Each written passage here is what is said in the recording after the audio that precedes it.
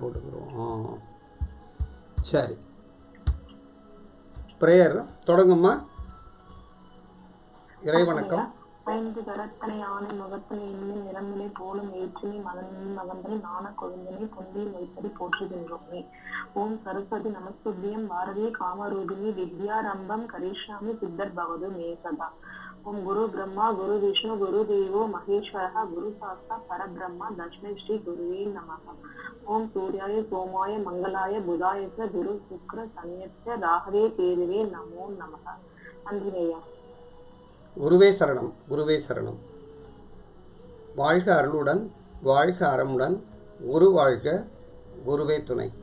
இறையருளும் குருவருளும் என்றும் துணை நிற்கும். எல்லாம் வல்ல மாயாண்டி சாமிகளுடைய ஆசீர்வாதத்தால் எல்லாம் சிறப்பாக அமையட்டும். நம்ம இன்றைக்கி உபநட்சத்திர ஜோதிடம், அதாவது நட்சத்திர ஜோதிடம் அப்படின்னு சொல்லுவாங்க, ஸ்டெல்லர் அஸ்ட்ராலஜின்னு. நம்ம இன்றைக்கி முதல் வகுப்பாக நட்சத்திர உபநட்சத்திர ஜோதிடம் அப்படின்னு சொல்கிறோம். அப்போ உபநட்சத்திரத்தை வச்சு எப்படிலாம் பலன நவீன உபநட்சத்திர ஜோதிடம் எப்படி இருக்குது அப்படிங்கிறத பற்றி நம்ம வகுப்பு தொடங்க போகிறோம். நம்ம என்ன படிக்க போகிறோம் அப்படின்னா, அதாவது ஜோதிடம் அப்படின்னா என்ன, யாராவது ஒருத்தர் சொல்ல முடியுமா? ஜோதிஷம்னா என்ன, ஜோதிடம்னா என்ன, யாராவது சொல்ல முடியுமா? தெரிஞ்சவங்க.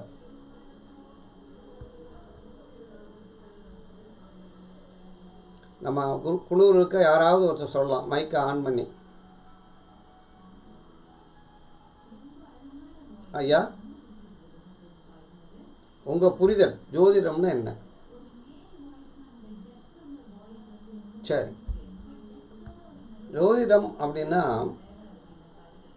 என்ன அப்படின்னா, வானத்தில் இருக்கக்கூடிய கோள்கள் நட்சத்திரத்தில் இருக்கக்கூடிய ஆற்றலை வாங்கி பூமிக்கு கொடுக்கும்போது சந்திரன் அதை வாங்கி ஃபில்ட்ரு பண்ணி பூமிக்கு கொடுக்குது. பூமி தான் நாம் வாழக்கூடிய பிரதானமான பிளேஸு. அந்த பூமியில் வாழக்கூடிய உயிரினங்களுக்கு எல்லாத்துக்குமே நட்சத்திரம், கோள்கள், அதுக்கடுத்து சந்திரன், இப்படி ஒரு தொடர்பு இருக்குது. அந்த தொடர்பில் நட்சத்திரத்தில் ஏற்படக்கூடிய அந்த ஆற்றல், நட்சத்திரத்திலிருந்து வரக்கூடிய அந்த சக்தியானது கிரகத்தில் ஒரு சலனத்தை ஏற்படுத்தி அந்த கிரகத்தில் இருக்கக்கூடிய அந்தந்த கிரகத்தினுடைய தாக்கத்துக்கேற்ப, அதனுடைய தன்மைக்கேற்ப சந்திரனுக்கு கொடுத்து, சந்திரன் என்ன செய்யுதுன்னா அதை ஃபில்ட்ரு பண்ணி நமக்கு பூமிக்கு கொடுக்குது.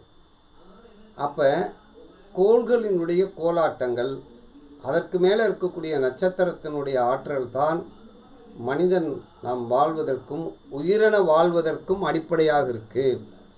அப்போ அந்த கோள்களை பற்றி நாம், கோள்களுக்கும் மனிதனுக்கும் ஒரு கனெக்டிவிட்டி இருக்குது அப்படின்னு கண்டுபிடிச்சாங்க நம் முன்னோர்கள் ரிஷிகள்,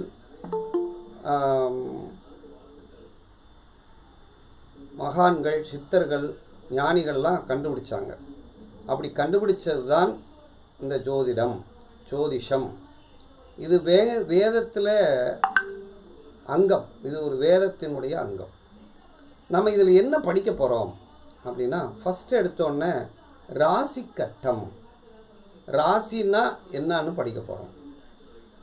ராசிக்கு அடுத்து பாவங்கள் அப்படின்னா என்ன படிக்க போகிறோம். பாவத்துக்கு அடுத்து கிரகங்கள் அப்படின்னு படிக்க போகிறோம். கிரகத்துக்கு அடுத்து நட்சத்திரம் அப்படின்னு படிக்க போகிறோம். நட்சத்திரத்தை பற்றி முழுமையாக தெரிய போகிறோம். இதுதான் முழுமையான விஷயம்.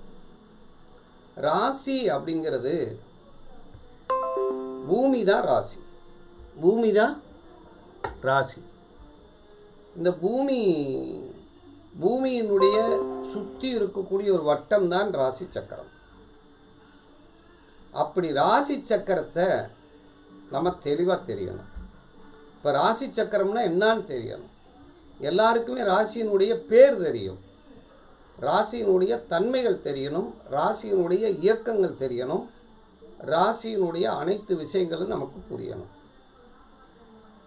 அப்படி ராசியை பற்றி நம்ம தெரிஞ்சுக்கிறோம் அப்படின்னா ராசியில் என்னென்னலாம் இருக்குது அப்படிங்கிறத நம்ம அழகாக பார்த்து அதை நம்ம படிக்க போகிறோம்.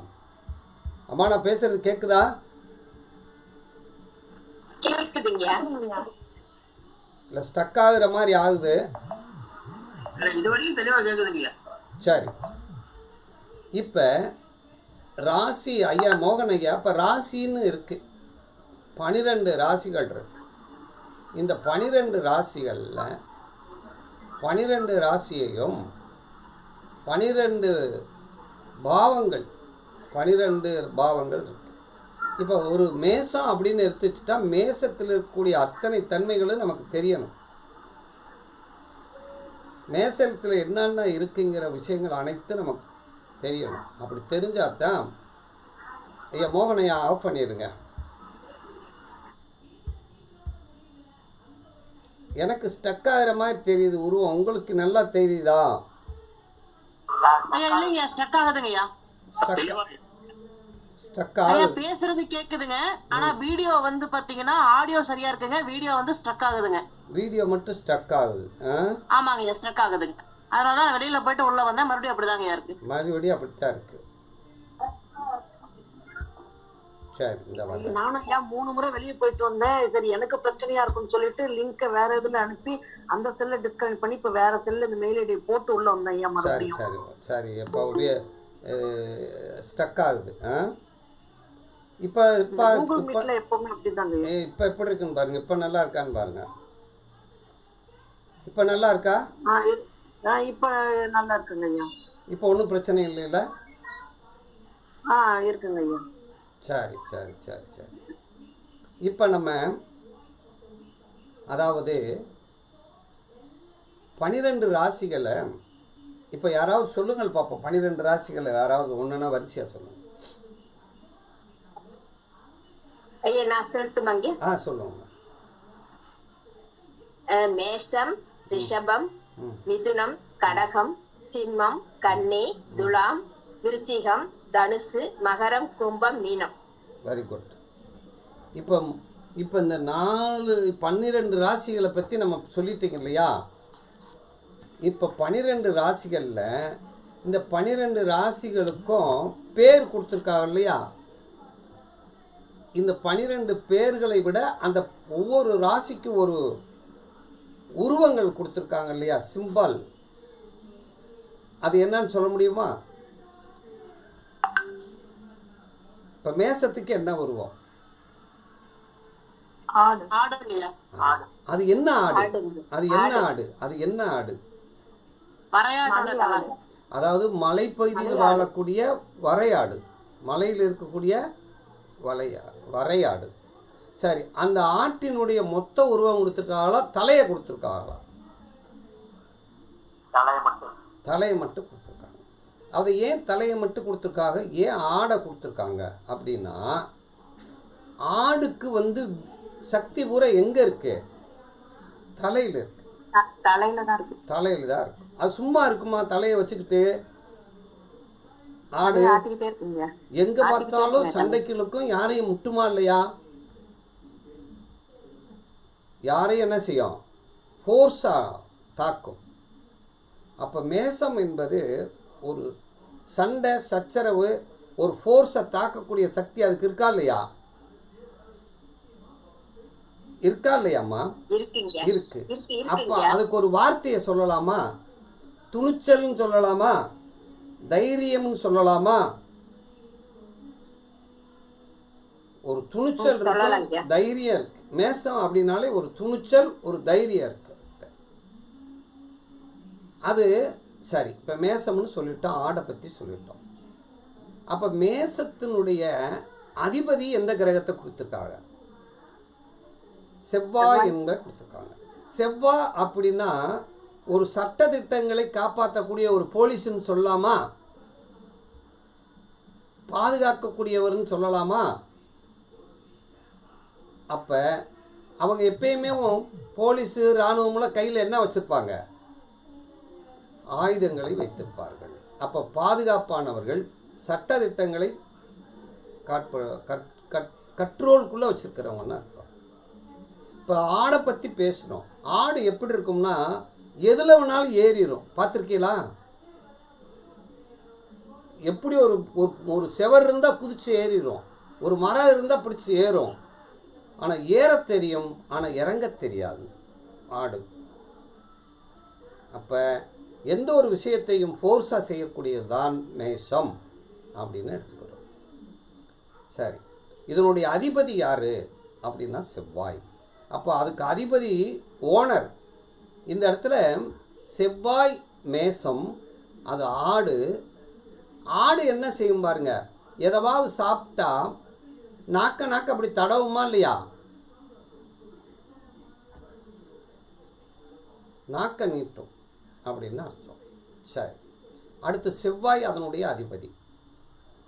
சரி, அதுக்கு அந்த வீட்டுக்கு செவ்வாய் கொடுத்தாச்சு, ஆடை கொடுத்துட்டோம். அடுத்து பாருங்க, இப்போ 12 ராசிகளுக்கு 12 விதமான இது கொடுத்தாங்க. இப்போ 2வது ராசியான ரிஷபத்துக்கு யாருடைய அந்த உருவம் கொடுத்துருக்காங்க? யாரு கொடுத்துருக்கா? காளை கொடுத்துருக்காங்க. மாடு, காளை மாடு. காளை மாடை ஏன் அங்கே கொடுத்தாங்கன்னா, காளை மாடு மனிதன் சொல்கிறத கேட்குமா? மனிதன் சொல்கிறத கேட்கும், மனிதனோட வாழும், மனிதனுக்கு நண்பன் மாதிரி. நம்ம விவசாயத்துக்கு பயன்படுத்தக்கூடியது. வந்து நெருப்பு ராசின்னு கொடுத்தாங்க. 2வது நிலம். அந்த நிலத்தை உழுகும்போது அந்த உழுகக்கூடிய தன்மை. அப்போ ஆடுக்கு பொறுமை இல்லை, அது நெருப்பு. இப்போ நிலத்துக்கு பொறுமை உண்டு, நிலத்துக்கு பொறுமை உண்டு. அப்போ மாடு பொறுமையாக இருக்குமா? இருக்கும், நம்மோடையே இருக்கும். சுயநலத்துக்காக மாடை பயன்படுத்துவோம். பார்த்துருக்கீங்களா? உழுவோமா? மாட்டு வண்டி வச்சுருந்தோமா? மாடு நம்முடைய நண்பராக இருந்தது. அப்போ அந்த ரிஷப ராசிக்காரர்கள் அது வீட்டின் அதிபதி யார் கொடுத்துருக்காங்க? சுக்கிரனை கொடுத்துருக்காங்க. சுக்கிரன்னா என்ன கிரகம்? பணம். சுக்கிரன்னா சுகபோகம், சுக்கிரன்னா சுகபோகங்கள் அப்படின்னு கொடுத்துருக்காங்க. சுக்கிரன்னா மனைவி அப்படின்னு கொடுத்துருக்காங்க. அப்போ நல்லா பாருங்க, காலபுருஷனுக்கு 2ஆம் இடம். நம்ம இப்போ பேசுகிறது காலபுருஷ தத்துவம். ரிஷபம் அப்படிங்கிறது மாடு. அப்போ மாடு பொறுமையாக இருக்கும். அதே நேரம் பூமிங்கிறதுனால பூமாதேவி பொறுமையாக இருப்பாள், நம்மளை தாங்கக்கூடியவள். மாடு நம்மளை தாங்கிட்டு போகுதா, இழுத்துட்டு போகுதா? அது மாதிரி பூமி என்பவள் பொறுமையானவள்.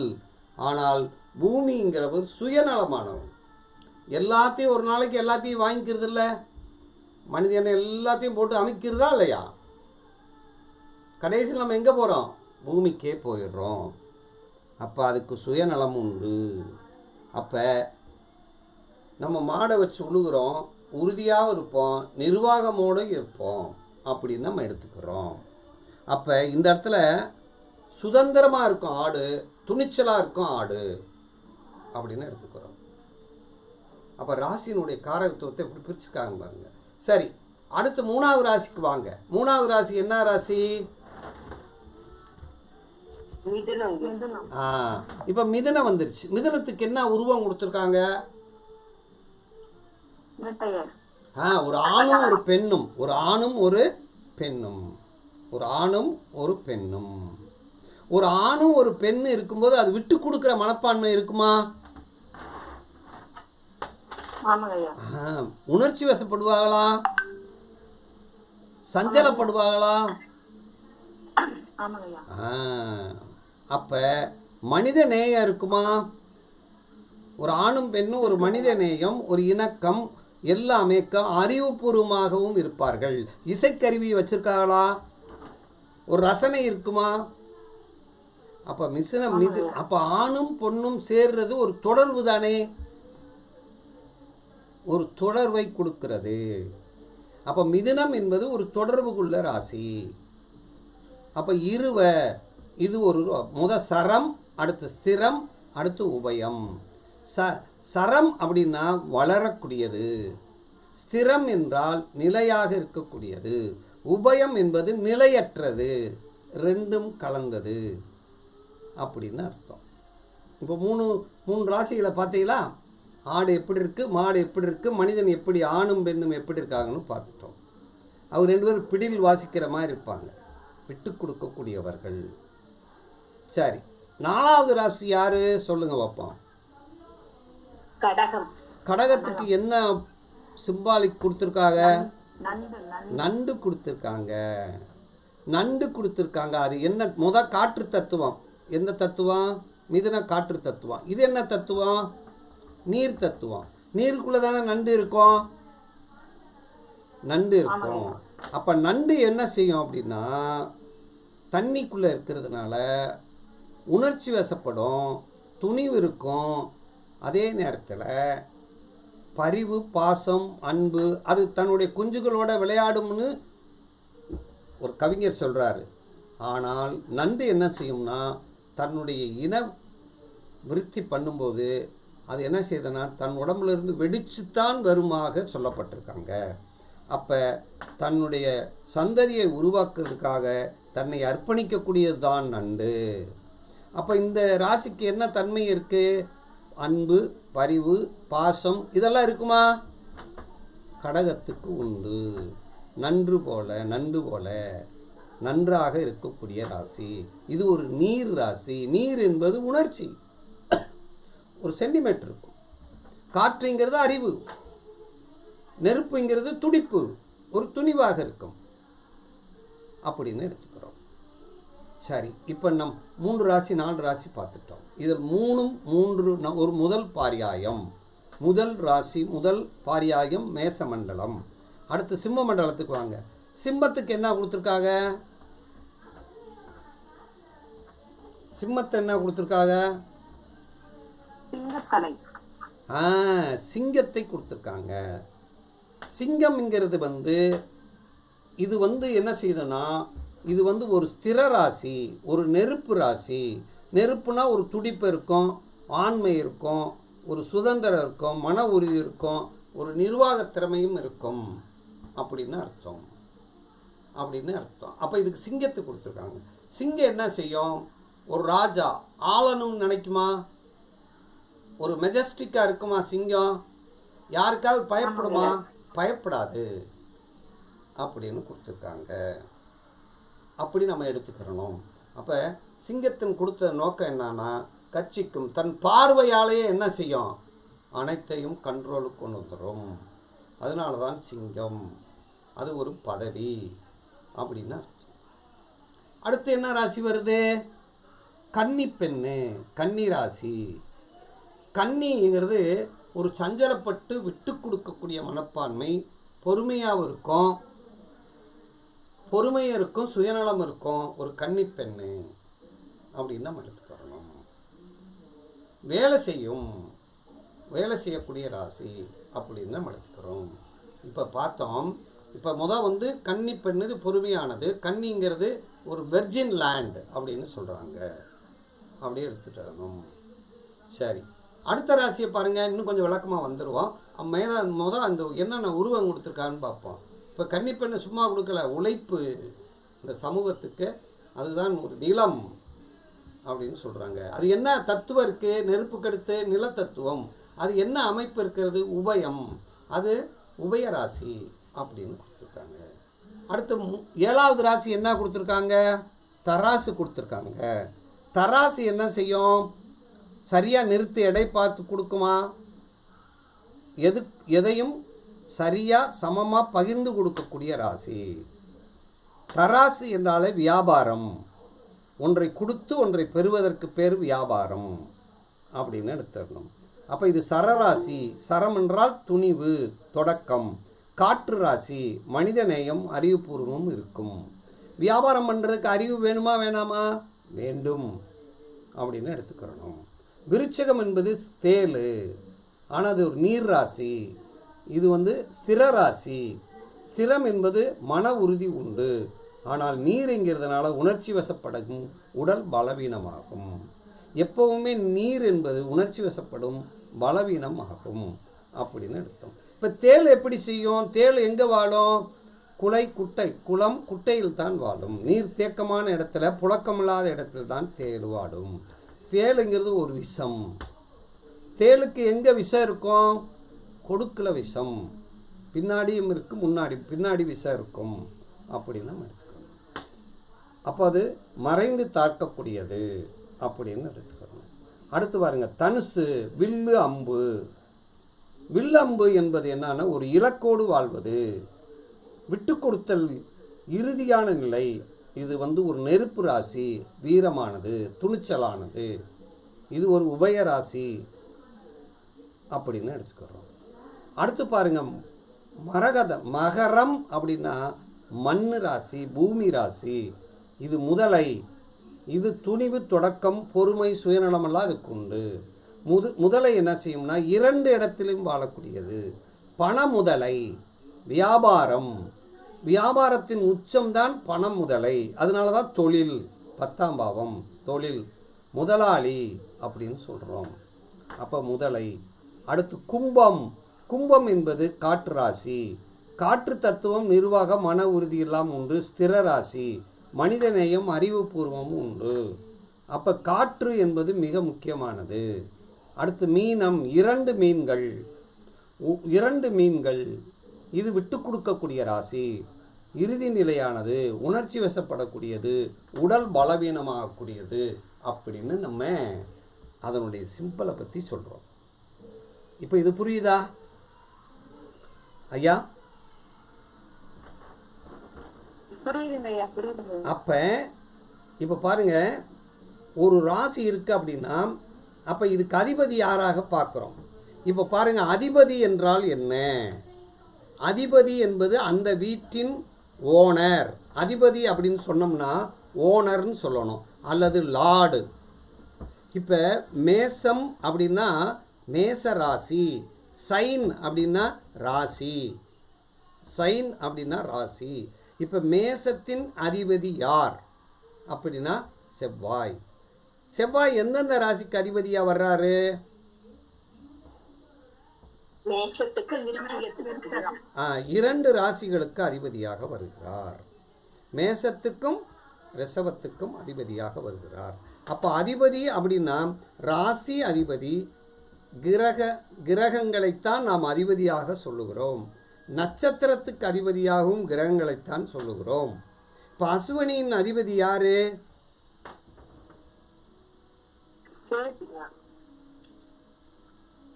கேது அப்படின்னு சொல்கிறோம் அப்படின்னு புரிஞ்சுக்கிறோம்.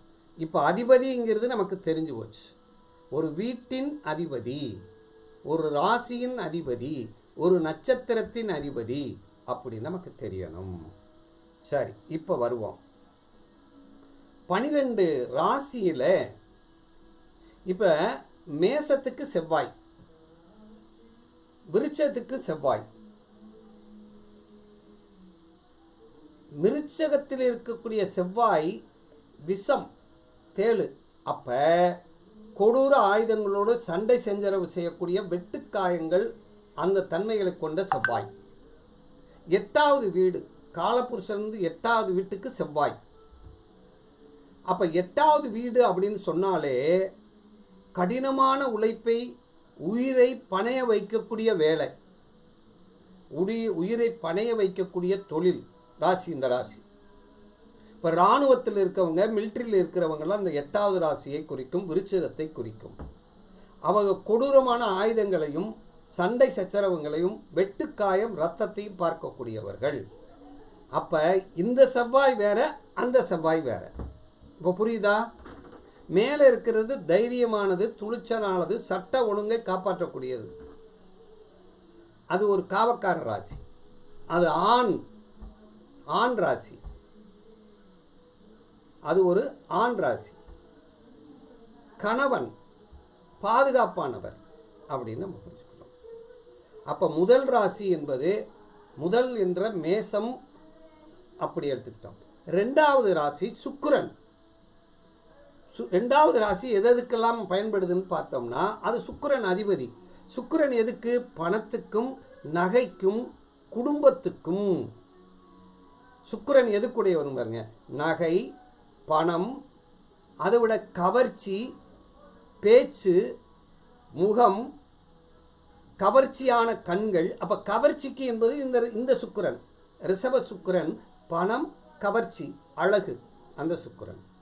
அதே மாதிரி 7வது சுக்கிரன் என்னன்னு பாருங்க, சுகம், சுகத்தை கொடுக்கக்கூடிய சுக்கிரன், திருமணத்தை கொடுக்கக்கூடிய சுக்கிரன், திருமண வாழ்க்கையை கொடுக்கக்கூடிய சுக்கிரன், திருமண சுகத்தை, திருமண வாழ்க்கை, திருமண தொடர்புகளை, திருமண பந்தத்தை கொடுக்கக்கூடிய சுக்கிரன், தொடர்பை கொடுக்கக்கூடிய சுக்கிரன், மனைவியின் மூலம் கிடைக்கக்கூடிய இன்பங்களை கொடுக்கக்கூடிய சுக்கிரன், சொந்த தொழில் மூலம் ஆர்வத்தை கொடுக்கக்கூடியவன் சுக்கிரன்.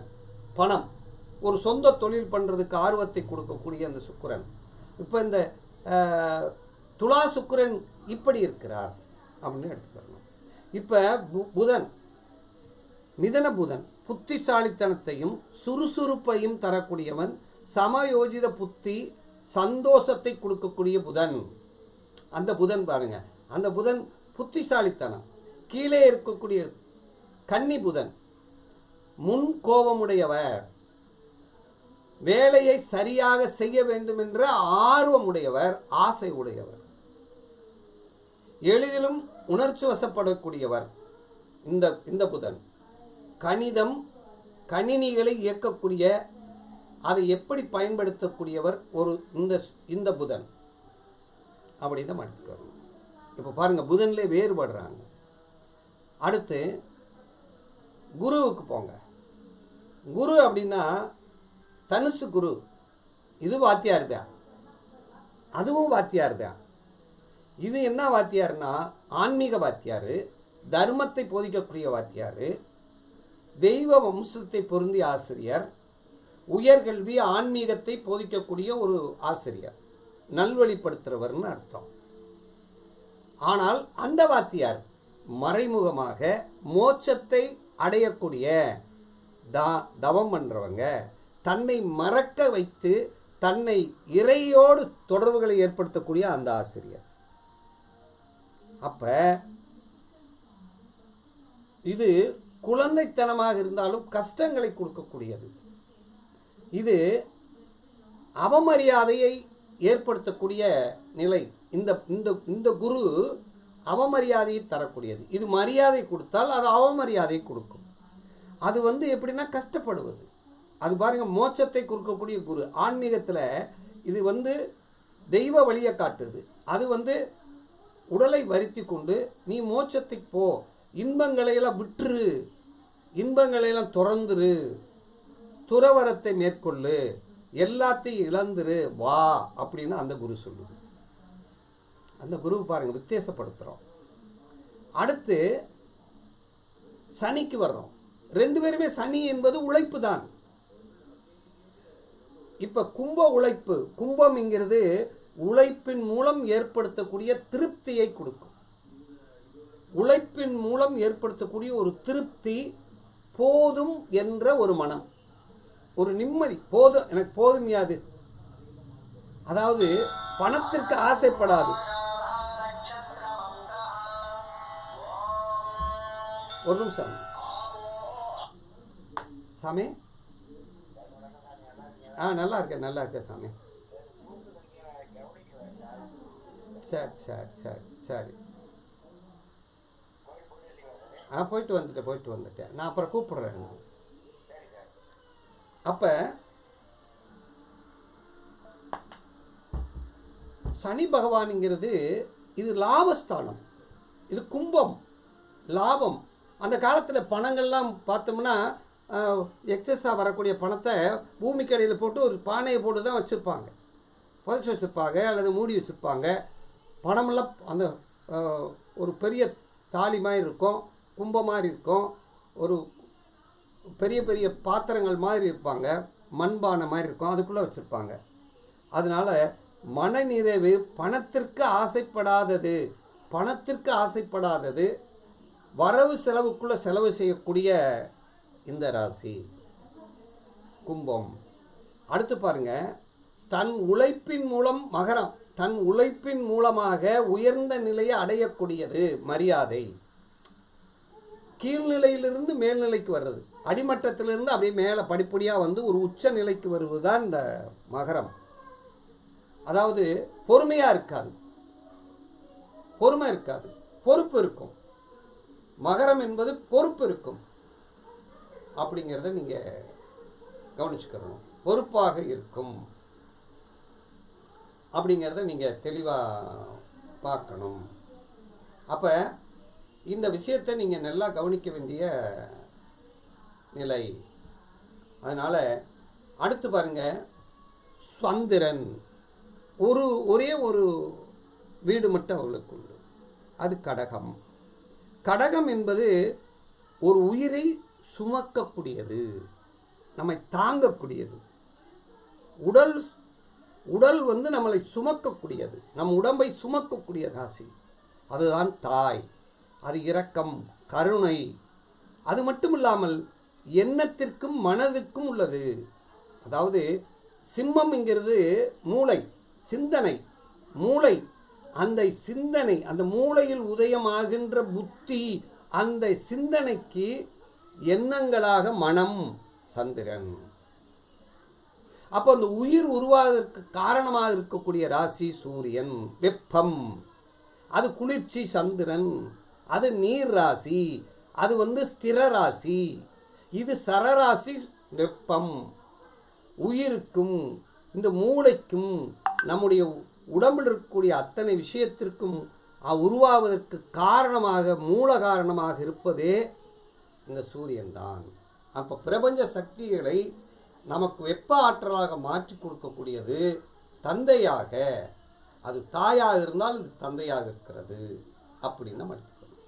இப்போ 12 ராசிகளும் 12 ராசிகளுடைய தன்மைகள் இப்படி கொடுத்துருக்காங்க. அதே மாதிரி பாருங்கள், சரம் பார்த்தோம், ஸ்திரம் பார்த்தோம், உபயம் பார்த்தோம். இப்போ நெருப்பு அப்படின்னு சொல்கிறோம். இப்போ நெருப்பு என்றால் மேசம் என்பது சரநெருப்பு. மேசம் என்பது சரநெருப்பு. அதுக்கு ஒரு காட்டுத்தீ. சரநெருப்பு என்பது ஒரு காட்டுத்தீ. அப்போ முதல் பாரியாயத்தில் இருக்கக்கூடிய நெருப்பும் இரண்டாவது பாரியாயத்தில் இருக்கக்கூடிய நெருப்பும் அது சரநெருப்பு. சிம்ம நெருப்பு என்பது ஸ்திர நெருப்பு. மூன்றாவது பாரியாயமாக இருக்கக்கூடிய தனுஷ் மண்டலம், சிம்ம மண்டலம் ஸ்திர நெருப்பு, தனூர் மண்டலம் உபய நெருப்பு. அப்போ அது வந்து காட்டுத்தீ, இது அடுப்பில் இருக்கு தீ. இந்த தீ ஒரு விளக்கு, ஒரு ஜோதி. அதனால தான் இது குரு, அது செவ்வாய், அது சூரியன். ஒரு கட்டுப்பாட்டுக்குள் இருப்பது தான் சிம்ம மண்டலத்தில் இருக்கக்கூடிய நெருப்பு. புரியுதா? பார்ப்போம், நல்லா புரிஞ்சுக்கோங்க. அந்த நெருப்பு, இந்த நெருப்பு, இந்த நெருப்பு. அதே மாதிரி நிலத்தை பார்த்தோம் அப்படின்னா ரிஷப நிலம் என்பது சுக்கிரன். அந்த நிலம் நம்மளை தாங்கக்கூடிய நிலம், நல்ல நிலம், உழுது பயன்படுத்தக்கூடிய நிலம். இந்த நிலம் உபய நிலம் என்பது பயன்படுத்தாத நிலம். இதுதான் கன்னி நிலம். கன்னி என்றால் வெர்ஜின், பயன்படுத்தாத இருக்கக்கூடிய நிலம். பயன்படுத்துறதுக்கு ரெடியாக இருக்குது, அது பயன்படுத்தியாச்சு, இது பயன்படுத்த ரெடியாக இருக்குது. அடுத்து மகர நிலம், சேரும் செகதியாக இருக்கக்கூடிய நிலம், அது மட் லேண்ட் அப்படின்னு மடித்துக்கிறோம். அடுத்து பாருங்கள், காற்று. மேலே இருக்கிறது உபய காற்று, மூச்சு காற்று. நம் உபயத்தில், நம் உடம்பத்தில் இருக்கக்கூடிய மூச்சு காற்று அது. அதனுடைய அதிபதி சுக்கிரன்.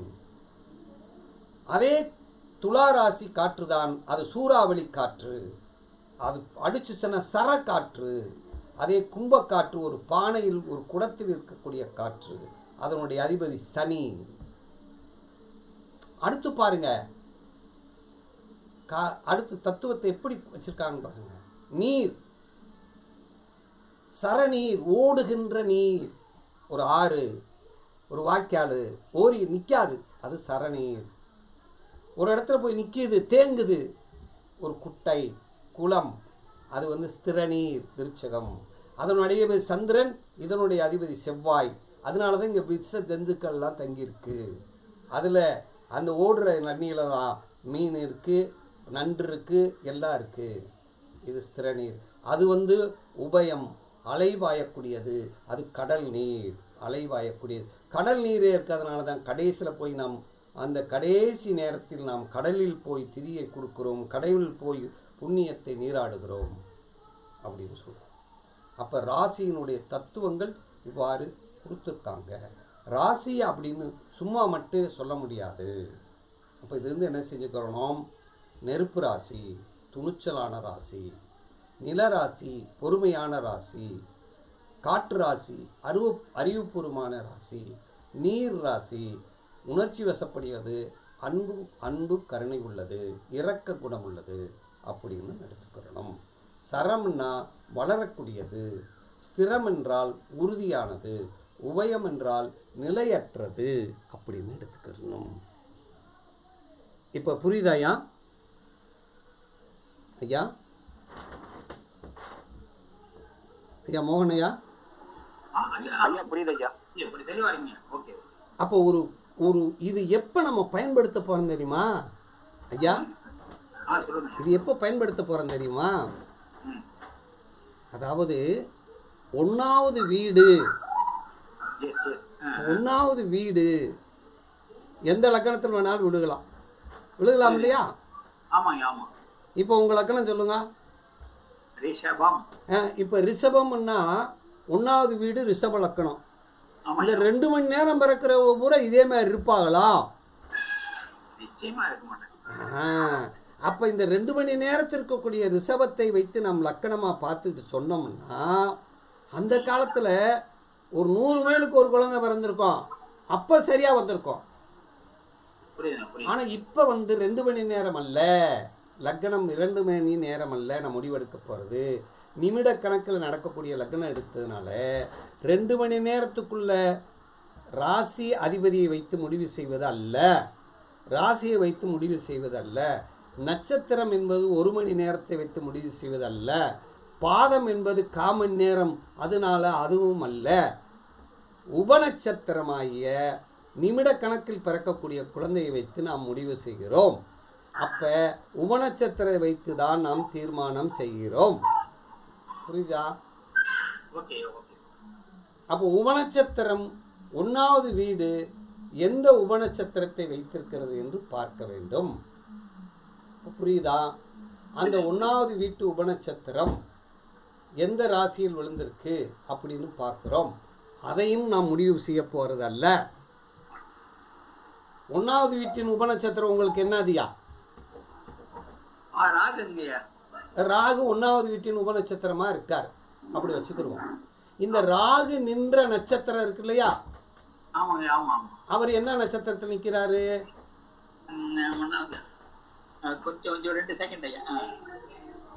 சரி, இல்லை ஒரு இதுக்கு சொல்கிறேன். சரி, இப்போ வேண்டாம், இது இப்போ சொன்னோம்னா உங்களுக்கு குழம்பும் நம்ம அடிப்படையில். அதனால் இப்போ என்ன செய்ய போகிறோம்னா, ராசியை பற்றி இதுவரை சொன்னதெல்லாம் உங்களுக்கு புரிஞ்சிருக்கா? இல்லை வேறவங்க அடுத்தவங்களை கேட்குறோம். அம்மா புரியுதுங்க. சரி, அப்போ ராசி அப்படின்றா இவ்வளோ விஷயங்கள் உள்ளே இருக்குது. இது சரராசியா, ஸ்திர ராசியா, காற்று ராசியா, இது செவ்வாயா என்னங்கிறதெல்லாம் பார்க்கணும். நல்லா பார்த்துட்டோம். இப்போ இதில் புதுசாக வந்திருக்காங்க இல்லையா ஐயா, மாதவன் ஐயா? ஐயா மாதவன் ஐயா இருக்காங்களா?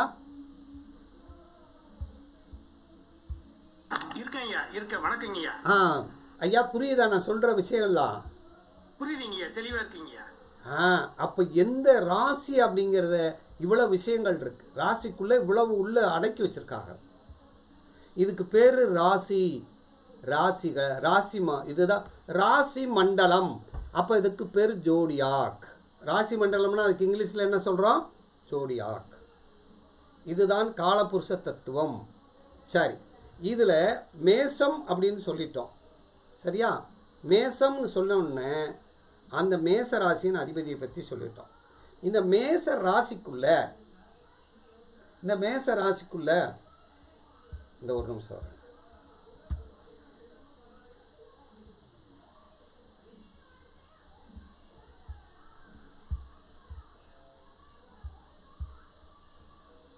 காணோம். சரி, இப்போ மேச ராசி அப்படின்னு சொல்லியிருக்கோம். இப்போ மேச ராசிக்குள்ள எத்தனை நட்சத்திரங்கள் இருக்கு? மேச ராசிக்குள்ள எத்தனை 3 நட்சத்திரம் 3 நட்சத்திரங்கள் 3 நட்சத்திரங்கள் இருக்கு. சரி, மேச ராசிக்குள்ள 3 நட்சத்திரம் இருக்கு. சரி, அது என்னென்ன நட்சத்திரம் இருக்கு? அஸ்வினி, பரணி, கிருத்திகை.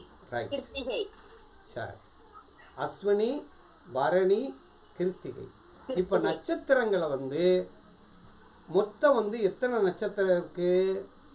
27 நட்சத்திரங்கள் இருக்கு இல்லையா? 27 நட்சத்திரத்தில் அஸ்வினி நட்சத்திரம் என்பது அஸ்வினி நட்சத்திரத்தின் அதிபதி யார்? கேது. மக நட்சத்திரத்தின் அதிபதி யார்? மூல நட்சத்திரத்தின் அதிபதி யார்? சரி, அப்ப அஸ்வினி, மகம், மூலம் அப்படின்னு சொன்ன உடனே கேது கிரகம் அப்படின்னு நமக்கு தெரியணுமா இல்லையா? தெரியணும். அஸ்வினி, மகம், மூலம். சரி, அதே மாதிரி பரணி, பூரம், பூராடம், இது சுக்கிரனுடைய நட்சத்திரம். சுக்கிரன் அதிபதி. சரி, கிருத்திகை, உத்திரம், உத்திராடம், இது சூரியனின் அதிபதி, சூரியனுடைய நட்சத்திரம் அப்படின்னு சொல்றோம். சரி, அடுத்து சந்திரனுடைய நட்சத்திரம். யாராவது சொல்லுங்க அப்பா, சந்திரனுடைய நட்சத்திரம். ரோகிணி, ஹஸ்தம், திருவோணம். ரோகிணி, முதல் பர்யாயத்தில் இருக்கிற ரோகிணி, ஹஸ்தம், திருவோணம். முதல் பர்யாயம், 2 பர்யாயம், 3வது பர்யாயம். அடுத்து செவ்வாயின் நட்சத்திரம்.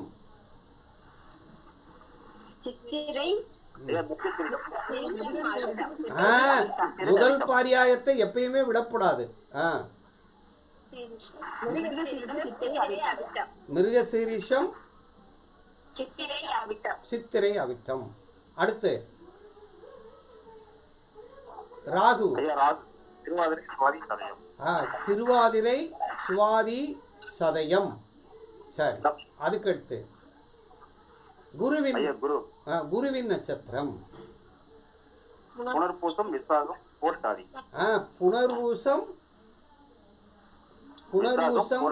விசாகம், பூரட்டாதி. அடுத்து சனியுடைய நட்சத்திரம்.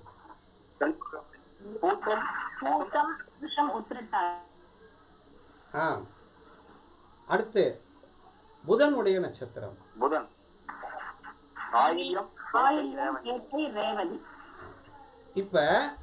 இப்ப என்ன செய்யணும் அப்படின்னா, இப்ப பாருங்க, 1வது நட்சத்திரம் அப்படின்னு சொன்னோன்னே நம்ம அஸ்வினின்னு சொல்லிட்டோம். 10வது நட்சத்திரம்னா மகம் சொல்லணும். 19வது நட்சத்திரம்னு சொன்னோன்னே என்ன நட்சத்திரம் சொல்லணும்? மூலம்னு சொல்லணும். புரியுதா? அப்படி சொல்றோம். சரி, இப்ப ஒவ்வொரு நட்சத்திரத்துக்குள்ளேயும் இப்ப பாருங்க, இந்த நட்சத்திரத்துக்குள்ளேயும் ஒவ்வொரு நட்சத்திரமாக இயங்குவதில்லை. ஒவ்வொரு நட்சத்திரத்துக்குள்ளேயும் 9 நட்சத்திரத்திற்கும் பங்குண்டு. இது புரியுதா ஐயா? இது புரியுதா? ஒரு நட்சத்திரத்துக்குள் 9 நட்சத்திரத்துக்கும் பங்கு உண்டு. முதல் பாரியாயத்தில் இருக்கக்கூடிய அஸ்வினிக்குள் அந்த பாரியாயத்தில் இருக்கக்கூடிய 9 நட்சத்திரத்துக்கு பங்கு உண்டு. அஸ்வினியிலிருந்து ஆயிலிய வரைக்கும். இது புரியுதா? புரியுதுங்க. இப்ப எப்படின்னா, அஸ்வினி நட்சத்திரத்துக்குள்ள அஸ்வினி பிரிக்கிறோம். இப்ப நட்சத்திரத்தை பிரிக்கிறோம். கிரகத்துக்குள்ள ஒரு கிரகத்துக்குள் 9 கிரகமும் உண்டு. ஒரு கிரகத்துக்குள் 9 கிரகமும் உண்டு.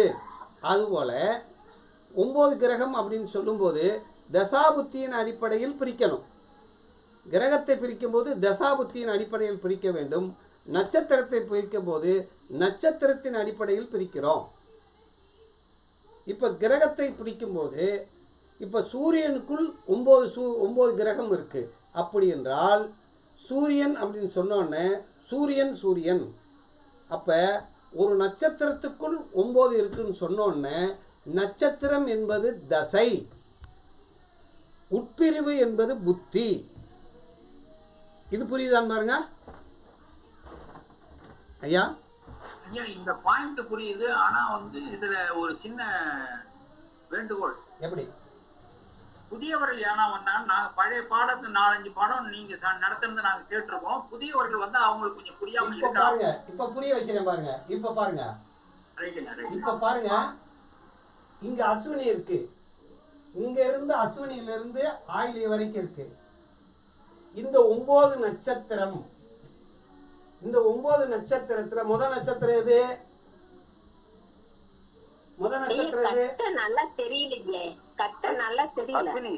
நல்லா தெரியலையா? கட்டம் கொஞ்சம் தெரியுதுங்க. இப்ப இந்த இதுல இருந்து இப்ப முதல் நட்சத்திரம் எது? அஸ்வினியா? அஸ்வினி. இந்த அஸ்வினிங்கிறது என்னன்னா இது நட்சத்திரமா? இப்ப பாருங்க, அஸ்வினி அப்படிங்கிறது நட்சத்திரம். சரி, இந்த அஸ்வினிக்குள்ள 9 நட்சத்திரங்கள் இதுக்குள்ள பங்கு இருக்கு. அப்படின்னா என்ன அர்த்தம் தெரியுமா? அஸ்வினி என்பது தாய், இது தாய். இதுக்கு 9 குழந்தை இருக்கு. தன்னை மாதிரி ஒரு குழந்தைய பெத்துக்கிறது அஸ்வினிய. அஸ்வினி ஒண்ணு. அதுக்கடுத்து அஸ்வினிக்கு பக்கத்துல யார் இருக்கா? பரணி, 2வது குழந்தை. அதுக்கடுத்து யார் இருக்கா? கிருத்தியை, 3வது குழந்தை. அடுத்து கிருத்திகைக்கு அடுத்து யார் இருக்கா? ரோகிணி. அது எத்தனாவது குழந்தை? 4வது குழந்தை. ரோகிணிக்கு அடுத்து யார் இருக்கா? மிருகசீரிஷம். இது எத்தனாவது குழந்தை? 5வது குழந்தை. அதுக்கடுத்து மிருகசீரிஷத்துக்கு அடுத்து திருவாதிரை. இது எத்தனாவது குழந்தை? 6வது குழந்தை. 6வது குழந்தைக்கு அடுத்து 7வது குழந்தை யாரு? புனர்பூசம். அடுத்து 8வது குழந்தை யாரு? பூசம். அடுத்து 9வது குழந்தை யாரு? ஆயில்யம். அப்ப இது பூரா குழந்தைன்னு வச்சுக்கலாமா? ஐயா வச்சுக்கலாங்க. இத தாயின்னு வச்சுக்கலாமா? அப்ப இந்த அஸ்வினியிலிருந்து ரோகிணி பிறந்திருக்கு அப்படின்னு சொல்லலாமா? இப்ப இந்த தாய்ங்கிறத தசை அப்படின்னு சொல்லுங்க. தசா, இது தசா. இத குழந்தை, புத்தி. குழந்தைய புத்தின்னு வச்சுக்கலாமா? இப்ப பாருங்க, அஸ்வினிக்குள்ள புனர்வூசம்னா இப்ப அஸ்வினிக்குள்ள புனர்வூசம் அப்படின்னு அர்த்தம். அஸ்வினிங்கிறது தசை, புனர்வூசம்ங்கிறது புத்தி. இப்ப இந்த அஸ்வினிய கேதுன்னு வச்சுக்கலாமா? இந்த அஸ்வினிய கேதுன்னு வச்சுக்கலாமா? இந்த சுக்கிரன் வச்சுக்கலாமா? இத சூரியன் வச்சுக்கலாமா? இத சந்திரன் வச்சுக்கலாமா? இத செவ்வாய்ன்னு வச்சுக்கலாமா? இத ராகுன்னு வச்சுக்கலாமா? இத குருன்னு வச்சுக்கலாமா? இத சனின்னு வச்சுக்கலாமா? இத புதன் வச்சுக்கலாமா? அப்ப இது ஒரு கிரகம். இது கிரகம் இது நட்சத்திரம். இது நட்சத்திரமா பிரிச்சிருக்கோம், கிரகத்தை கிரகமா பிரிச்சிருக்கோம். அப்ப ஒரு நட்சத்திரத்துக்குள் 9 நட்சத்திரமும் உண்டு. இப்ப புரியுதா? புரியுதுங்க. இப்ப பாருங்க, இது இந்த அடிப்படை மட்டும் தெரியுதான்னு பாருங்க ஐயா. புரியுதுங்க, தெளிவாயிடுங்க ஐயா. புரியுதுங்க. இதுல யாராவது புரியலன்னு கேளுங்க, மறுபடி சொல்றேன்.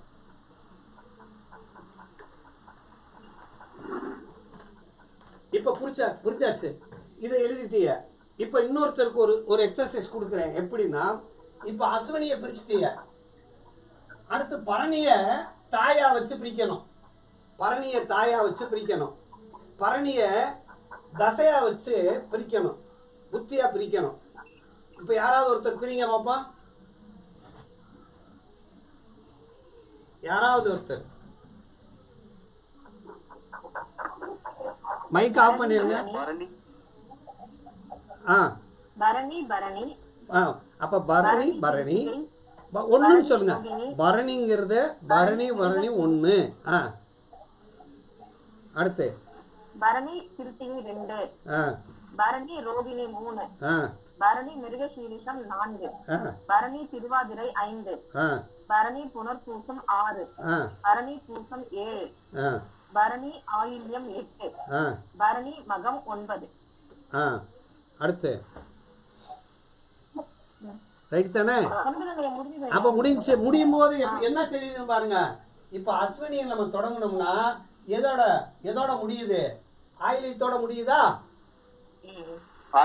பரணியில தொடங்கணும்னா எதுல முடியணும்? மகத்தோட முடியணும். அடுத்த பாரியாயத்துக்கு போயிருமா? அடுத்த பாரியாயத்துக்கு போகுதா? அடுத்த பாரியாயத்துக்கு போகிறது. ரைட். இப்ப பரணியை பிரிச்சுட்டோம், அடுத்து கிருத்தியை பிரிச்சிடலாமா?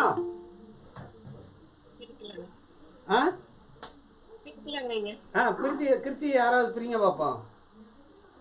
கார்த்திகை 1. கார்த்திகை என்பது மாதம், கிருத்திகை என்பது நட்சத்திரம். கிருத்திகை ரோஹிணி 2, கிருத்திகை மிருகசீரிடம் 3, கிருத்திகை திருவாதிரை 4, கிருத்திகை புனர்பூசம் 5, கிருத்திகை பூசம் 6, கரெக்டா சொல்லுங்க. கிருத்திகை ஆயில்யம் 7. எழுதுங்கம்மா. நான் என்ன சொல்றேன், நீங்க வாயில சொல்லாதீங்க, எழுதிட்டே சொல்லுங்க. வாயில சொன்னீங்கன்னா மனக்கணக்கு போட்டீங்கன்னா மறந்து போகும். மனக்கணக்கு மறந்து போகும். எழுதி வைத்தால் மூளையில் இருக்கும். எழுதாமல் சொல்லக்கூடாது. மகம் 8, கிருத்திகை பூரம் 9. சரி, அடுத்த ஆள் சொல்லுங்க. இப்ப இதே மாதிரி 27 நட்சத்திரத்தையும் பிரிக்கணும். நம்ம என்ன செய்ய போறோம்? 27 நட்சத்திரத்தையும் நாளைக்கு பிரிச்சு, ஒவ்வொரு நாளும் பிரிச்சு, அதுக்கு பிராக்கெட்ல அந்த கிரகத்தையும் போட்டு நம்ம குரூப்ல பதிவீடு செய்யணும். அப்படி பிரிக்கும் போது இப்ப எத்தனை பேர் இருக்கோம் சொல்லுங்க? 20 பேர் இருக்கோம் ஐயா. 20 பேர் இருக்கோம். 20 பேரும் இதை பிரிக்கணும். பிரிச்சு நம்ம குரூப்ல ஒவ்வொருத்தரா போடணும். இதுல யாராவது தப்பு பண்றாங்கன்னு நம்ம குரூப்ல இருக்கிறவர்களை பார்க்கணும். பார்த்துட்டு யார் தவறு பண்ணிருக்காங்கன்னு சொல்லணும். எப்படி நான் பிரிச்சிருக்கணும் அதே மாதிரி கிரகத்தையும் இதுல போட்டிருக்கணும், நம்பரும் போட்டிருக்கணும். அப்படி பிரிச்சு போடணும். இப்ப நான் அஸ்வினியை பிரிச்சுட்டேன், பரணியை பிரிச்சுட்டோம், கிருத்தியை பிரிச்சுட்டோம். ரோகிணி யாராவது பிரிக்க முடியுமா? சொல்லுங்க.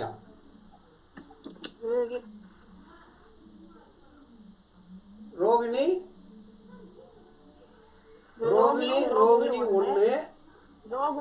ரோகிணி மிருகசீரிடம் 2, ரோகிணி திருவாதிரை 3, ரோகிணி புனர்பூசம் 4, ரோகிணி பூசம் 5, ரோகிணி ஆயில்யம் 6, ரோகிணி மகம் 7, ரோகிணி பூரம் 8, ரோகிணி உத்திரம் 9.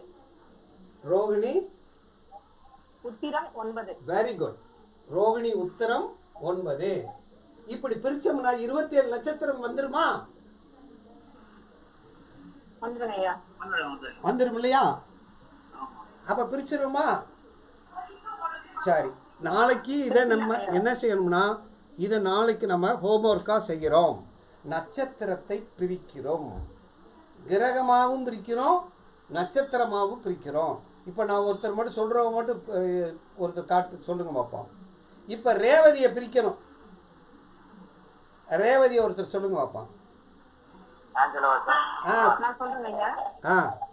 ரோகிணி ரேவதி அஸ்வினி 1, ரேவதி 1, ரேவதி அஸ்வினி 2, ஆ ரேவதி பரணி 3, ஆ ரேவதி கிருத்திகை 4, ஆ ரேவதி ரோகிணி 5, ஆ ரேவதி மிருகசீரிடம் 6, ஆ ரேவதி திருவாதிரை 7, ம் ரேவதி புனர்பூசம் 8, ஆ ரேவதி பூசம் 9. இப்போ எல்லா நட்சத்திரத்துக்குள்ளேயும் ஒரு நட்சத்திரம், அந்த நட்சத்திரம் இடைபெற்றுச்சா?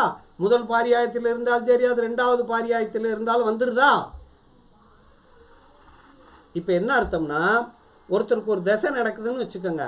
தசைன்னா என்ன அப்படின்னு சொல்ல போகிறேன். இப்போ தசைன்னா என்ன அப்படின்னா, பிறப்பு சந்திரன், நீங்கள் பிறக்கும்போது இருக்கிற சந்திரன் எந்த நட்சத்திரத்தில் இருந்தாரோ அது தசை. இப்போ நான் பிறக்கும்போது சந்திரன் வந்து அஸ்தத்தில் இருந்திருக்காரு. அப்போ அஸ்தத்தில் இருந்தால் நான் எந்த தசையில் பிறந்திருக்கேன்? சந்திர தசையில் பிறந்திருக்கேன். அப்போ சந்திர தசைக்குள்ள 9 புத்தி இருக்குமா? அப்போ சந்திரன் சந்திரன் சந்திரன் சந்திரன் அப்போ சந்திரனுக்குள்ள அஸ்தம் அஸ்தம் அஸ்தம் சித்திரை, அஸ்தம் சுவாதி, அஸ்தம் அஸ்தம் விசாகம், அஸ்தம் அஸ்தம் விசாகத்துக்கு அடுத்து என்ன ஒரு அனுஷம், அஸ்தம் அனுஷம், அஸ்தம் அனுஷம், அஸ்தம் கேட்டை, அஸ்தம் மூலம், அஸ்தம் பூராடம், அஸ்தம் அஸ்தம் உத்திராடம்.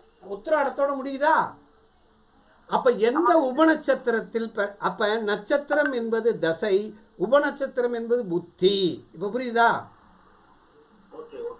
நட்சத்திரம் என்பது தசை, உபநட்சத்திரம் என்பது புத்தி. அப்ப தசை என்றால் நட்சத்திரம், உபநட்சத்திரம் என்பது புத்தி, உப நட்சத்திரம் என்பது அந்தரம். இதே மாதிரி புத்தியையும் பிரிச்சா இதே மாதிரி வருமா? இதே மாதிரி புத்தியை பிரிச்சாலும் இதே மாதிரி வரும். இதே மாதிரி அந்தரத்தையும் பிரிச்சாலும் இதே மாதிரி வரும். யார் மைக் ஆஃப் பண்ணிருக்க? மோகன், அந்த மோகன் வந்திருக்கு, ஆஃப் பண்ணி. இப்போ புரியுதா? அப்ப தசா புத்தி அந்தரம் சூட்சமம். அப்ப ஒரு சந்திரன், இங்க பாருங்க, இப்ப அடுத்துக்கு வந்துருவோம். இதை அழைச்சிடலாமா ஐயா? அதை அழைச்சிடலாமா? அழைச்சிடுறோம். இப்ப பாருங்க, சந்திரன் இருக்கிறது மாதிரி லக்னம், லக்னம் எந்த நட்சத்திரத்தில் இருக்கிறது, லக்னம் எந்த ராசியில் உள்ளது, எந்த நட்சத்திரத்தில் உள்ளது, எந்த உபநட்சத்திரத்தில் உள்ளது, எந்த உபப நட்சத்திரத்தில் உள்ளது, எந்த உபப நட்சத்திரத்தில் உள்ளது அப்படிங்கிறது தான் இந்த கான்செப்ட். புரியுதா? இப்ப பாருங்க, லக்னம் அப்படின்னா, இப்ப லக்னம்னா என்னையா? யாராவது சொல்ல முடியுமா? லக்னம்னா என்னையா? உயிர். லக்னம்னா உயிர். சந்திரன்னா, சந்திரன்னா உடல். சந்திரன்னா, சந்திரன்னா உடல் அல்லது மனம், மனம் அல்லது உடல், இது உயிர். சரி, இந்த லக்னம் எந்த நட்சத்திரத்தில் இருக்கு, சந்திரன் எந்த நட்சத்திரத்தில் இருக்கு? இப்ப இந்த லக்னம் என்பது உயிர்ங்கிறது பிறக்கும் போது எந்த நட்சத்திரத்தில் இருக்கோ, எந்த உப நட்சத்திரத்தில் இருக்கோ, எந்த உபப நட்சத்திரத்தில் இருக்கோ, எந்த உபப நட்சத்திரம் இருக்கோ, இது மாறாதா? இதே மாறாது. சந்திரன் மட்டும், சந்திரன் மட்டும் பிறக்கும் போது இருக்கக்கூடிய நட்சத்திரம் மாறி உபநட்சத்திர நட்சத்திரத்து தசா புத்தி அந்தரம் மாறிக்கிட்டே இருக்குமா? சந்திரன் மட்டும் மாறிக்கிட்டே இருக்கும். சந்திரன் மாறும் அப்படிங்கிறது புரியுதா? சந்திரன் ஏன் மாறுது? சந்திரன் ஏன் மாறுது அப்படின்னா, பிறக்கும் போது இருக்கிற சந்திரன் பிறப்பு சந்திரன், அந்த பிறப்பு சந்திரன் ஒவ்வொரு நட்சத்திரத்துல போகும்போது ஒரு திசையா சொல்றோமா? அப்ப யாராவது ஒருத்தர் இப்ப சொல்லுங்க, நீங்க பிறக்கும் போது எந்த நட்சத்திரத்துல பிறந்தீங்க? அப்ப கிருத்திகை. கிருத்திகை. அப்ப எந்த திசையில பிறந்திருக்கிய? சூரிய தசை. கிருத்திகையில பிறந்ததுனால அது சூரிய திசை. சரி, இப்ப எந்த புத்தியில பிறந்திருக்கீ அப்ப பிறக்கும் போது? சூரிய புத்தி ஐயா. அப்ப சூரிய புத்தியில பிறந்திருந்தா கிருத்திகை நட்சத்திரம். கிருத்திகையிலே பிறந்திருப்பீங்களா? ஆமாங்க, ஆமா. ரைட். இப்ப இது சூரிய புத்தியில பிறந்திருக்கேன்னு அர்த்தம். ஆனா இப்போ ஓடிட்டு இருக்கிறது என்ன தசை? இப்ப குரு தசை ஐயா. இப்ப குரு தசை என்றால் இந்த கிருத்திகையில இருந்து அடுத்து எங்க வந்திருக்கோம்? கிருத்திகைக்கு அடுத்து என்ன நட்சத்திரம்? அடுத்து எந்த நட்சத்திரத்துக்கு போகும்? கிருத்திகை. கிருத்திகைக்கு அடுத்து கிருத்திகைக்கு அடுத்து இப்ப என்ன தசை ஓடிக்கிட்டு இருக்கு உங்களுக்கு? இப்ப ரன்னிங் தசா. அப்ப குரு தசை இப்ப எந்தெந்த நட்சத்திரத்துல இந்த சந்திரன் மாறிட்டாருன்னு பாருங்க. கிருத்திகைக்கு அடுத்து ரோகிணி. ரோகிணிக்கு அடுத்து மிருகசீரிஷத்துக்கு அடுத்து திருவாதிரை. திருவாதிரைக்கு அடுத்து. அப்ப இப்ப என்ன நடந்துட்டு இருக்கு? சந்திரன் எங்க இருக்காரு? சந்திரன் எங்க இருக்காரு? புனர்பூசத்தில் இருக்காரு. புனர்பூசத்தில் இருக்கிறாரு. இப்ப புனர்பூசத்துல போய் இருந்து அங்க புத்தியை நடத்துவாரா இல்லையா? புனர்பூசம் புனர்பூசம் புனர்பூசம் புனர்பூசம் பூசம் புனர்பூசம் ஆயிலிய புத்தியை நடத்துவாரா இல்லையா? ரைட். மைக் ஆஃப் பண்ணிக்கோங்க. இப்ப வாங்க. ஒருத்தர் இப்ப யாராவது ஒருத்தர் இந்த லக்னம் ஏதாவது ஒரு லக்னம் சொல்லுங்க. ஐயா மாதவன் ஐயா உங்க லக்னம் சொல்லுங்கய்யா.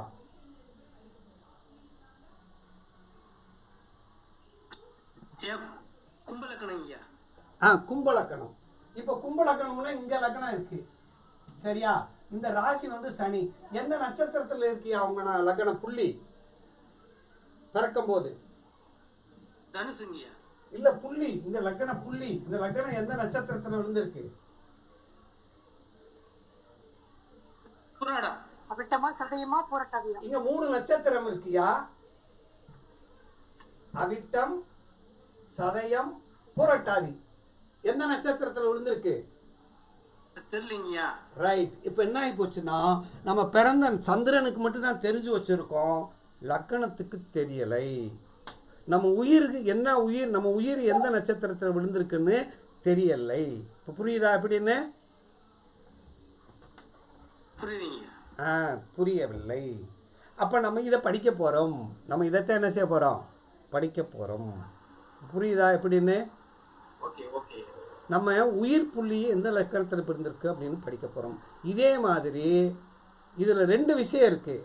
ஒன்று இங்கே பாருங்க, இந்த லக்னம் என்பது 1வது வீடு. இந்த லக்னம் என்பது 1வது வீடு. இந்த லக்னத்துக்கு அடுத்து 12 வீடு இருக்குமா இல்லையா? 12 வீடுகள் இருக்குமா இல்லையா? 12 1வது வீடு இங்க விழுந்துட்டா 2வது வீடு இங்க 3 4 5 6 7 8 9 10 11 12 வீடுகளில் 12 வீட்டின் அந்த வீடினுடைய ஆரம்பம் இருக்குமா இல்லை இருக்காதா? இருக்கும். அதை பற்றி படிக்க போறோம். அப்ப ராசி என்பதில் எங்க 1ன்னு விழுந்திருக்கோ அது 1வது வீடு. அப்ப வீடுகளை பற்றி படிக்க போறோம். இந்த வீடுகளுக்கு இங்கிலீஷ்ல என்னதியா? ஹவுஸா? இந்த வீடுகளை பாவம்னு சொல்லலாமா? மனைன்னு சொல்லலாமா? வீடுகள் வீடுன்னு சொல்லலாம், பாவம்னு சொல்லலாம், மனைன்னு சொல்லலாம். இங்கிலீஷ்ல சொன்னா என்ன சொல்லணும்? ஹவுஸ்ன்னு சொல்லணும். இப்ப ஹவுஸ் அப்படின்னா வீடுன்னு அர்த்தம். ஃபர்ஸ்ட் ஹவுஸ், செகண்ட் ஹவுஸ் இங்கிலீஷ்ல சொல்லிடுறோம்.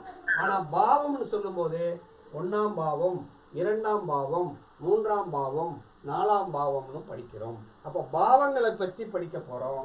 அடுத்து பாவத்துக்கு அடுத்து கிரகங்கள் இந்த 12 கட்டத்தில் எந்த நட்சத்திரத்தில் இருக்கு, எந்த ராசியில் இருக்கு, எந்த நட்சத்திரத்தில் இருக்கு, எந்த உபநட்சத்திரத்தில் இருக்கு, எந்த உப நட்சத்திரம் இருக்குங்கிறதையும் படிக்க போறோம். இதே மாதிரி இப்போ நமக்கு இன்றைய பாடம் என்னன்னா நட்சத்திரத்தை பிரிக்கிறோம். இப்போ புரியுதா ஐயா? இன்னைக்கு பாடம் புரிஞ்சுச்சா? புரியுதுங்கய்யா புரியுதுங்க. Okay okay புரியுதுங்கய்யா.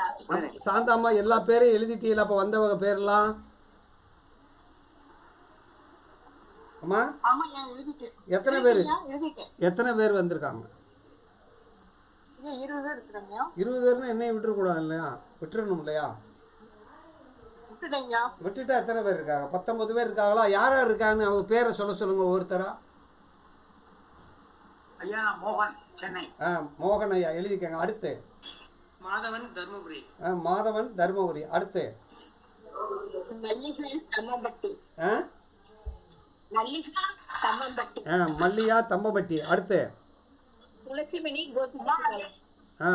அடுத்து ஈஸ்வரன் சிவகாசி. ஈஸ்வரன் சிவகாசி. உமா மகேஸ்வரி. வனிதா ஒசூர். வனிதா ஒசூர். அடுத்து ஒவ்வொருத்தரா சொல்லிட்டே வாங்க. ஐயா கணேசன் மோகன் பெரம்பலூர் ஐயா. கணேசன் பெரம்பலூர். கணேசன் ஐயா நாமக்கல். அடுத்து ஐயா துளசிமணி கோபிசெட்டிப்பாளையம். வரிசையாக சொல்லிட்டே வாங்க. அப்படி சொல்லிட்டே வாங்க. அம்மா பேரெல்லாம் அப்படியே டிக் அடிச்சுட்டு வாங்க. ஊர் பேர் இதெல்லாம் எழுதிக்கங்க. உமா மகேஸ்வரி சென்னை. உமா மகேஸ்வரி சென்னை. குமார் மதுரை. குமார் மதுரை. கோகுல் கத்தார். விஜய் இந்த கை சொன்ன கல்யாணம் சொன்னேன். கை தானே பண்ணும். கையா நடுவா. ரெண்டாவது நான் பேசுறதுனா கை. சரி கோகுல் குடிச்சிட்டேன்ப்பா. கோகுல் புடிச்ச கோகுல் கத்தார்னு சொன்னார். கோகுல் கத்தார். ஐயா ரமணி. ரமணி ஐயா. ரைட். சென்னை. மீனா சீர்காழி. மீனா சீர்காழி. ஐயா அசோக் கரூர். அசோக் சேலம். கரூருங்க. கரூர். அம்மா எழுதிட்டீங்களா? சரி இப்போ பாருங்க. ஜெயபிரதா சென்னை. ஜெயபிரதா சென்னை. அம்மா ஜெயபிரதா அம்மா எப்படி இருக்குமா வகுப்பு? வகுப்பு நல்லா இருக்குங்க ஐயா. நல்லா புரியுதுங்க ஐயா. சிறப்பா இருக்கு. ரைட். நன்றி. சரி பழனி. திருமலை வந்து பழனி. வேற யாருங்க சொல்லாதவங்க சொல்லுங்க. சரி கார்த்திக் நாமக்கல். ரைட். எல்லாரும் எழுதிட்டீங்க. சரி இப்போ கவனிங்க ஐயா. மைக் ஆஃப் பண்ணிருங்க. ரமணின்னு சொல்லிட்டு மைக் ஆன் பண்ணிக்கிறேன். ரமணி ஐயா. தேவைப்படும் பேசிக்கலாம். இந்த போட்டாச்சு. ரைட். இப்போ கவனிங்க. அதாவது நம்ம படிக்கக்கூடிய பாடமானது ஒரு கிரகம் தனித்து வேலை செய்யாது. அந்த கிரகம் எந்த நட்சத்திரத்தில் இருக்கிறதோ அதன் அடிப்படையிலும் எந்த உபநட்சத்திரத்தில் இருக்கிறதோ அதன் அடிப்படையில் தான் வேலை செய்யும். ஒரு கிரகம் எந்த நட்சத்திரத்தில் எந்த உபநட்சத்திரத்தில் இருக்கோ அதுபடியாக தான் வேலை செய்யும். அப்படிங்கிறது தான் இது இந்த விஷயங்கள். அப்போ என்ன அர்த்தம்னா இந்த உலகத்தில் இருக்கக்கூடிய எல்லா ஜீவராசிகளும் மனிதர்களும் எல்லா மனிதரும் ஒரு மாதிரி ஒருத்தர் இல்லை. அதனால் தனித்தன்மையை காட்டுவது நட்சத்திரமே அப்படின்னு சொல்கிறோம். அதனால் நட்சத்திரத்தை நாம் தெளிவாக படிச்சுக்கிறோம். இப்போ அஸ்வினி நட்சத்திரம்னா அஸ்வினி நட்சத்திர கோடிக்கணக்கான பிறப்பாங்க. அதனால் அஸ்வினிக்குள்ளே அது எந்த உபநட்சத்திரத்தில் பிறந்திருக்காரு, அஸ்வினிக்குள்ளே எந்த உப நட்சத்திரத்தில் அந்த ஆன்மா ஜனித்திருக்குங்கிறத நம்ம தெளிவாக படிக்க போகிறோம். அப்படி படிக்கிறதுனால தான் ஒரு தெளிவு இருக்கும் அப்படிங்கிறது தான் நம்முடைய கோட்பாடு. சரியா ஐயா? சரிங்க ஐயா ஓகே சரிங்க. அப்போ நமக்கு வந்து இது ஒரு தெளிவானதை நம்ம படிக்க போகிறோம். ஒரு உண்மையான ஜாதகம், ஒரு அக்யூரஸியாக இருக்கக்கூடிய ஒரு ஜாதகத்தை பற்றி படிக்க போகிறோம். இப்போ நம்ம இது வரைக்கும் நம்ம பார்த்துருக்கிறது ஒரு ராசி கட்டம், ஒரு அம்ச கட்டம் தானே பார்த்துருப்போம். ஒரு ராசி கட்டம் இருக்கும், ஒரு அம்ச கட்டம் இருக்கும். இந்த அம்ச கட்டம் என்னன்னு தெரியுமா யாருக்காவது? அதாங்க, இப்போ ராசியில எந்த நட்சத்திரத்துல ஒரு கிரகம் இருக்குன்னு நம்ம தெரிஞ்சுக்கலாம். ஒரு ராசியில எந்த நட்சத்திரத்துல எந்த பாதத்துல இருக்குன்னு தெரிஞ்சுக்கலாம். இது நானும் செந்திலடிமை தினகர்னு ஒரு ஜோசியர், ஃபேமஸான ஜோசியர் இருந்தார். அவரும் நானும் பேசிகிட்டு இருக்கும்போது கேட்டேன், சாமி இந்த அம்ச கட்டம்னா என்ன அப்படின்னு கேட்டேன். அவர் சொல்கிறார், ராசி கட்டம்ங்கிறது இப்பிறவி, அம்ச கட்டம்ங்கிறது போன பிறவி. அம்சம்ங்கிறது வந்து ஒரு ராசி, நல்ல ராசியான ஆளுக்கானப்பா, இவன் நல்ல அம்சத்தில் பிறந்திருக்கானான்னு சொல்கிறோமா இல்லையா?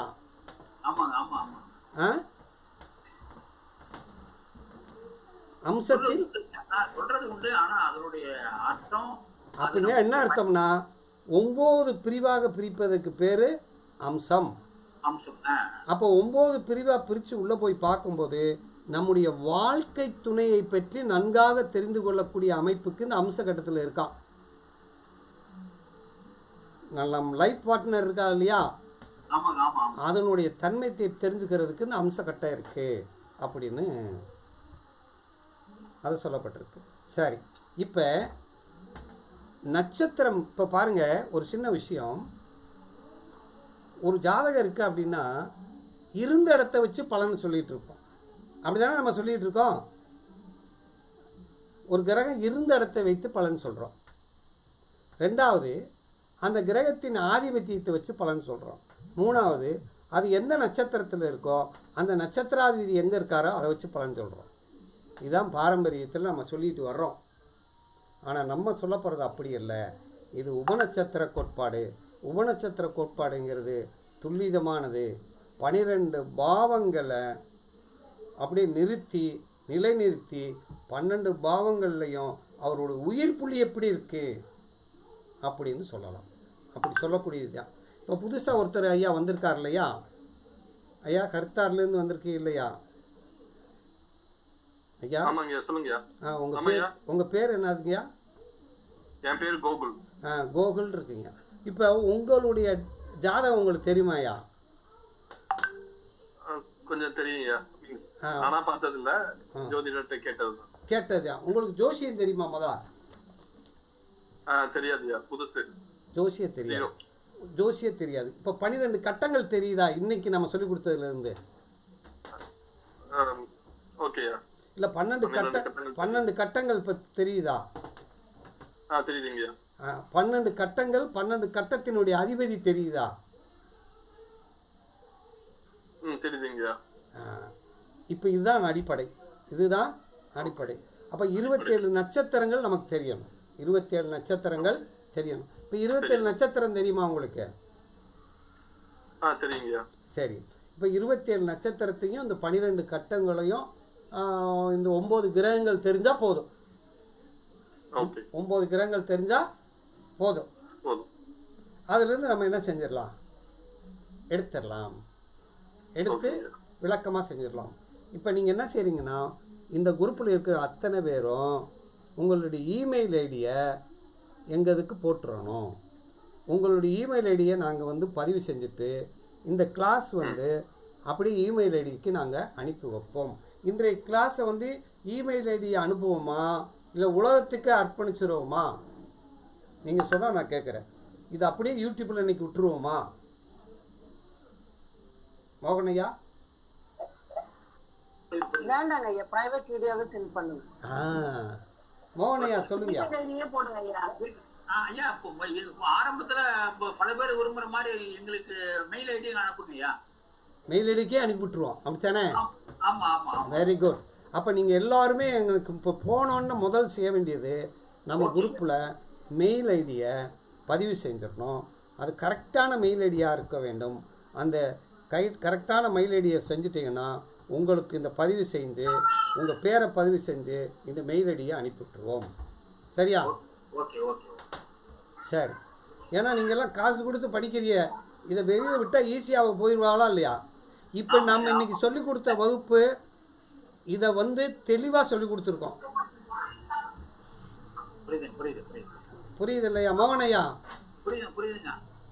இதை நம்ம துல்லிதமாக பிரித்து கொடுத்துருக்கோம். அடுத்த நாளை இப்போ திங்கக்கிழமை வகுப்பில் இதை பூராத்தையும் நம்ம இந்த பிரிக்கிறது பூரா எல்லாரும் மனப்பாடம் ஆயிருமா இல்லையா?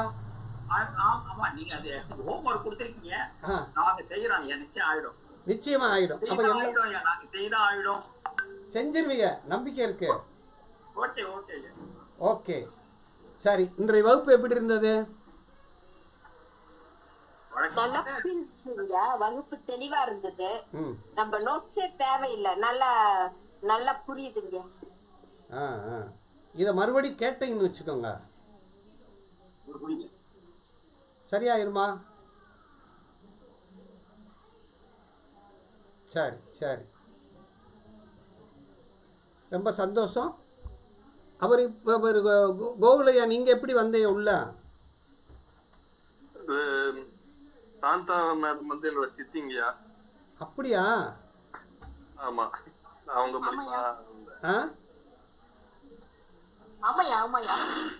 அப்படியா? சாந்தா அம்மா வந்து